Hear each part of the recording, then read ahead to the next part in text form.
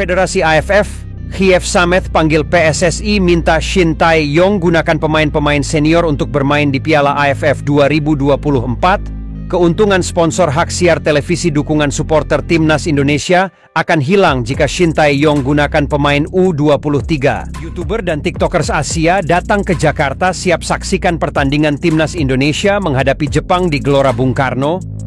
Berikut ini 5 kabar Timnas terbaru hari ini. Legenda Timnas Malaysia yang saat ini menjadi pundit, Sapi Sali memberikan komentarnya jelang pertandingan kualifikasi Piala Dunia antara Timnas Indonesia menghadapi Jepang. Seperti diketahui, Timnas Indonesia menjadi satu-satunya negara asal Asia Tenggara yang lolos ke babak ketiga kualifikasi Piala Dunia 2026 dan tentunya menjadi perhatian khusus legenda sepak bola ASEAN termasuk Sapi Sali. Sapi Sali sebelumnya selalu memberikan komentarnya mengenai perkembangan sepak bola Indonesia, terutama ketika tim Garuda mencatatkan prestasi baik dia Asia yang tidak bisa dilakukan Timnas Malaysia. Dan kali ini Sapi Sali memberikan pernyataannya jelang Timnas Indonesia menghadapi Jepang di kualifikasi Piala Dunia pertandingan kelima. Sapi Sali dalam wawancaranya ditanyai mengenai seberapa besar peluang Timnas Indonesia mendapatkan poin dari Timnas Jepang yang notabene-nya merupakan salah satu raksasa Asia dan sudah diperhitungkan di dunia. Sapi Sali lantas mengatakan, jika di atas kertas Jepang unggul segalanya dari Timnas Indonesia dan mungkin saja akan dengan mudah mengalahkan tim Garuda meskipun bermain di Jakarta.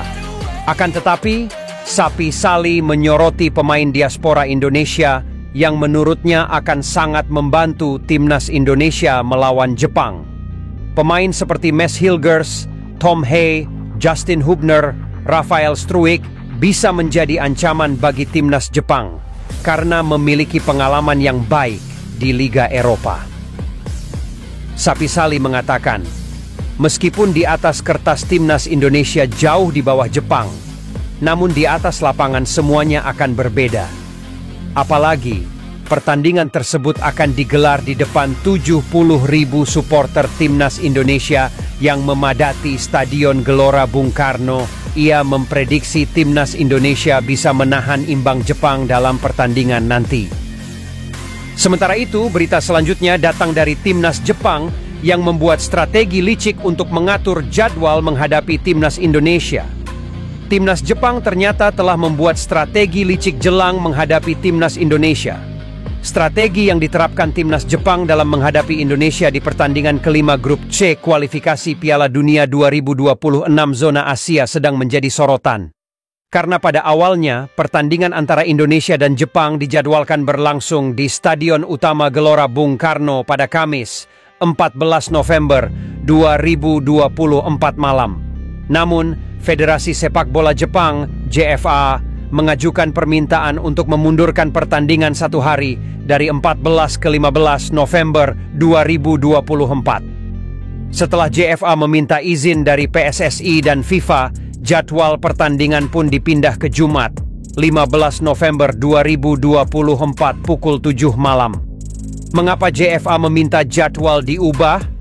Kabarnya, alasan utama Jepang adalah kebutuhan istirahat yang lebih panjang untuk Takefusa Kubo dan rekan-rekannya.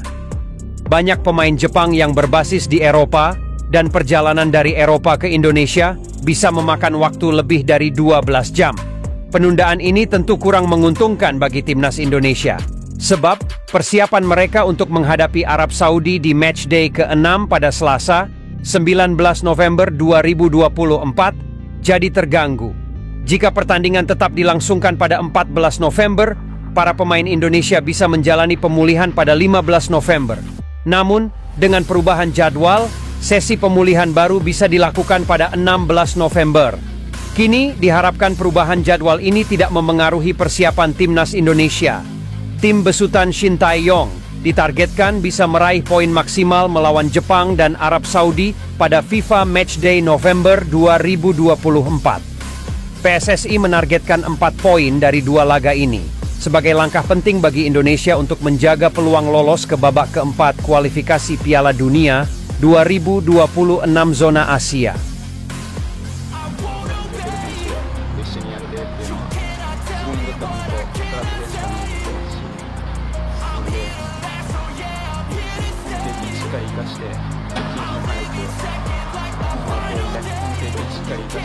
Pemain timnas Jepang merasa terkejut ketika menginjakkan kaki untuk pertama kalinya di Indonesia usai latihan di lapangan ABC Senayan area Stadion Gelora Bung Karno. Ternyata, sejumlah pemain Jepang sebelumnya tidak mengetahui gambaran seperti apa negara Indonesia. Mereka bahkan awalnya mengira Indonesia merupakan negara kecil yang cukup tertinggal dari negara maju seperti Jepang. Akan tetapi, alangkah terkejutnya mereka. Ternyata perkiraan Indonesia merupakan negara kecil salah besar. Sejumlah pemain Jepang merasa terkejut melihat megahnya Stadion Gelora Bung Karno dan fasilitas di kota Jakarta yang begitu mewah. Pemain Jepang menilai jika stadion yang akan dijadikan venue pertandingan yakni Gelora Bung Karno begitu besar dan sangat megah. Salah satu pemain Jepang lainnya bahkan menyebut jika semua orang Indonesia adalah orang kaya, karena merasa semua orang memiliki mobil pribadi. Ia mengatakan, jika banyak sekali warga Indonesia yang mengendarai mobil pribadi di jalanan kota Jakarta dan menyebabkan kemacetan. Hal tersebut tentunya tidak ia dapatkan di negaranya. Pasalnya di Jepang, masyarakatnya memilih untuk berjalan kaki dan tidak menggunakan mobil pribadi untuk pergi kerja atau kegiatan lainnya. Tentunya, masyarakat Indonesia khususnya warga Jakarta harus berbangga hati karena dinilai baik oleh para pemain timnas Jepang. Bahkan mereka menyebut jika kemewahan kota Jakarta tak jauh berbeda dengan kota-kota besar di negara Jepang. Sementara itu, pemain senior Jepang, Yuto Nagatomo, merasa terkejut dengan sambutan hangat saat tiba di Indonesia. Ia merasa seperti bintang Hollywood karena diliput oleh sekitar 50 wartawan saat sesi latihan tim.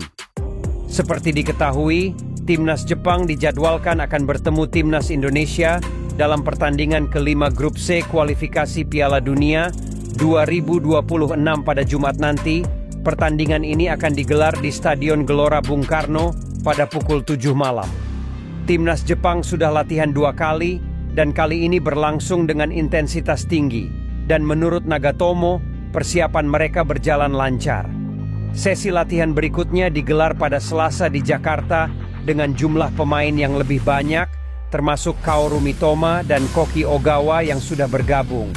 Namun, 2 pemain, yaitu Takefusa Kubo dan Hidemasa Morita, berlatih terpisah pada hari kedua. Dalam wawancaranya dengan media Jepang, Nikkan Sport, Nagatomo menceritakan pengalamannya selama 2 sesi latihan tersebut. Ia terkejut melihat sekitar 50 jurnalis hadir untuk meliput latihan mereka. Saya belum pernah mengalami diliput oleh begitu banyak jurnalis.